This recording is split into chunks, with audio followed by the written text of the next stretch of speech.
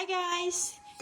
It's Melody here and welcome to my YouTube channel. Today's vlog is papakita ko sa inyo kung paano ako nagluluto ng aking favorite chicken curry. So, may iba't ibang version tayo. So, itong gagawin ko ngayon is yung aking version lang. And here are the ingredients. I have my potatoes. One big potatoes lang ito. And I have my garlic, red onions, my fried chicken coconut milk, my tomatoes, bell pepper, scallion or onion leaves, and chicken curry paste na nabili ko sa grocery store dito sa amin sa US. And ito yung aking marinated na chicken. Ito yung yung chicken legs siya na kinat ko lang. But you can use any kind of chicken breast or chicken thighs or anything. Curry powder na ginamit ko to marinate this chicken all night. And nabili ko lang to sa Food City. Medyo malayo kasi yung Asian store dito sa akin. And since hindi tayo makalabas, so yung malapit lang yung pinuntahan ko. And ito lang yung mga nakita ko.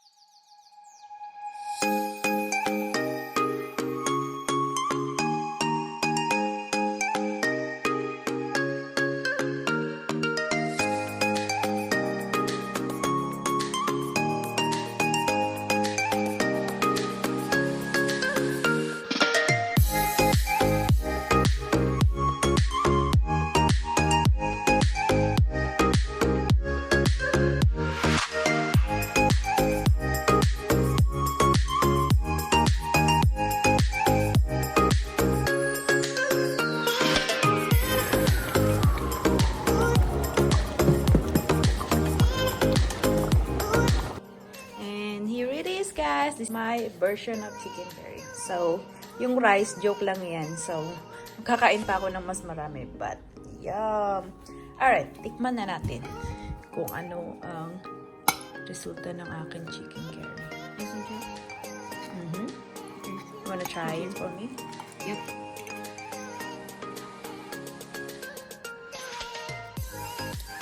Oh, good. Really good? You go with the rice too. I'm feeling that rice. Oh, good. So good. Alright guys, kakain na muna kami and bye! And please don't forget to like and subscribe in my channel. I'll see you guys in my next video. Bye guys!